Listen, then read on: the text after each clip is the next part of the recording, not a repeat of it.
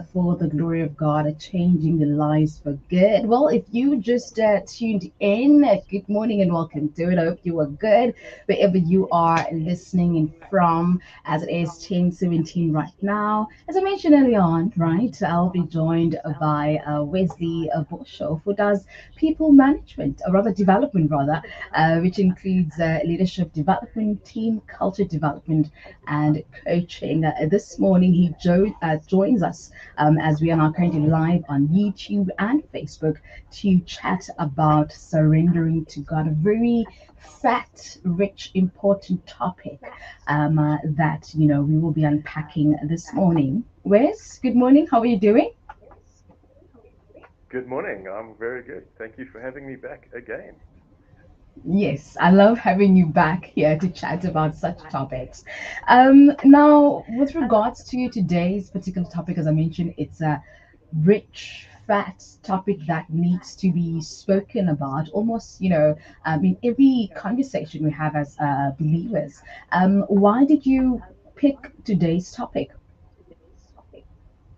Well, first of all, let me start off by saying this that I'm far from the perfect example of surrendering to God.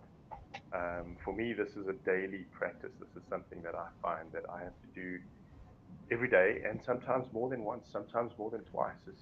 It's Mm, um, it's a challenging thing because it's a lifestyle thing. But I can point you to the one who is the perfect example of surrender, and that's Jesus. I mean, he surrendered himself to the cross, to the Father, not my will, but yours be done. And even if it separated him from his Father for a moment, it was that good. So just know that this is still a learning journey for me at the same time.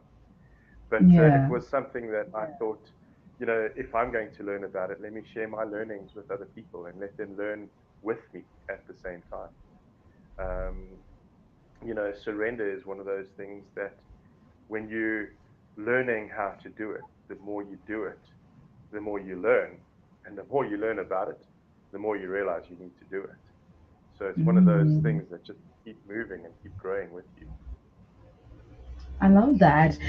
Now, what does surrender, or rather surrendering to God, look for you, Liz? Surrender for me is something where it's me handing over who I am on a daily basis to God. It's submitting my authority over to His authority, and the power that I think that I have over my life, submitting it to the Almighty, all-powerful God who is leading my life. And in all honesty, I would rather surrender than get arrested.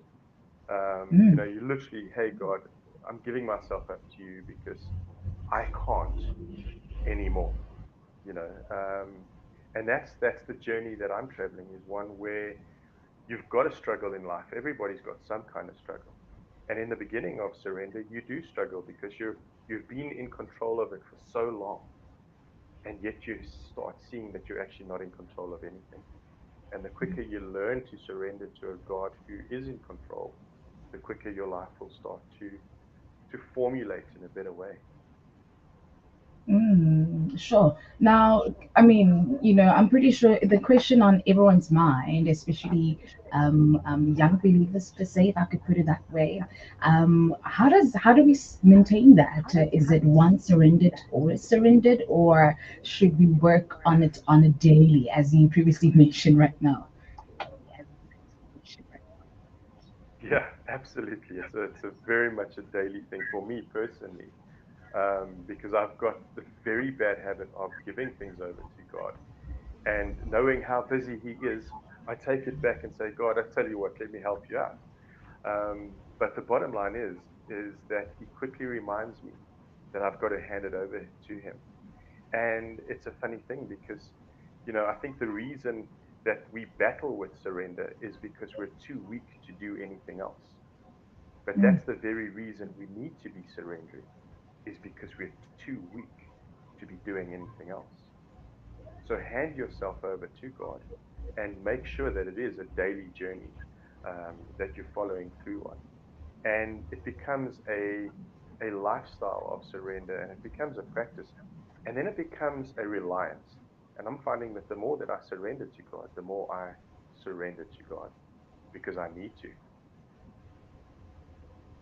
Now, would you say that if we surrender to God, and have that as a lifestyle, that would, in a way, eradicate our worries, our anxiety, as we on this journey? You use the powerful word eradicate, and I think God can eradicate everything and anything in our lives. But I'm also finding that what it does is, you know, just go with me on this term, but we've all got these F words in our lives, these F bombs that we drop. And in my life, those F bombs or F words are family and finance, fears, failure, my future, my fantasies, in other words, my desires, and then my focus. And those are the things that I have to consistently hand over to God. So it's not just something that I start out in the morning, which is what I do with Him. I get on my knees and say, God, look, this is who I am. This is what I've got. Um, but every single time that one of those elements cross your path during the day, and you try and take back control of your family, of your finance, of the fears that you have inside of you, you've got to consistently remind yourself that when you do, once you've handed over control, these areas of your life, it's a space where you will find a whole bunch of other F words where God finds that He's got you in His hand and you find that His hands on you, and you get fixed up, you get fed, you find that you're flowing more easily, and you find that you have a lot more freedom at the same time. When you start seeing results of this, all of a sudden your faith starts to increase because you start Mm, seeing the faithfulness of God. So your whole life starts to get free from the bondage and being bound by these things that do worry you and that do concern you, you know. I mm, think that it's not a case of handing over to God just one time. You've always got to do it. And when you surrender to God, you surrender to His strength and His power. You're giving everything to Him. It's not a case of Him, um, imprisoning you. It's a case of Him improving you. Because before you hand over to God, you're already imprisoned by your own fears and your concerns and your worries. So the surrender is about improvement, not imprisonment. sure, that's really profound. Now, a thought that just crossed my mind: do we surrender and forget about whatever that we surrendered to God? With regard to our control, as you mentioned earlier on, do we just surrender to God and just, go through life as though, knowing that God is in control, or do we surrender and still be, aware of the things that are happening, and try to chip in, the expertise that he has blessed us with? How do we go about that? That's a fantastic question. I think you hit it on the head there. Is it's perhaps a little bit of both, where you've got to Mm, surrender to God and forget about it. Leave it in His hands. I've got the bad habit of taking it back, like I said earlier. But at the same time, you can't just leave something there and say, okay, God, I'm stepping away. When you have been given authority and you have been given a life design and you have been given a purpose to walk in, and God's given you tools and He's given you a skill set and He's given you the talents, the story of the talents, what are you going to do with what I've given you? And as soon as you start operating in that as well, God's going, okay, good, well done, good and faithful servant. I've given you stuff, you're using it. Now you've given it back to me, and watch what I can do with that. mm. Sure, sure. I love that. Now, Wes, before I let you go, can this journey, daily living practice, I mean, last week we were chatting about daily practices. Can this daily practice, this lifestyle, be, in some way influenced negatively by our surroundings, of the people that we, surround ourselves with? Yeah, I think we can often become a product of our surroundings, or our surroundings can become a product of who we are. And the fact that I'm far from perfect, my life has got huge holes and huge cracks and huge imperfections. But those gaps in my life are just opportunities for God's grace to shine through. And so I'd rather have people see me as real and real broken, but filled with the real God that I really get to serve. And He's really doing a difference in my life. So, am I going to allow the circumstance in my world to dictate where I'm at? Or am I going to allow God in my life to dictate how I go through those circumstances? Because He's still the shepherd and He still leads me through the valley of the shadow of death. And that valley might be unfamiliar to me, it's just not unfamiliar to Him. Sure, I love that. Thank you so much for sharing that. Now, for those who just joined the conversation right now, how can they get a hold of you to, to chat a little bit more about what surrendering to God looks like on a daily basis, and how can they, learn to improve that lifestyle by means of contacting you, Wes?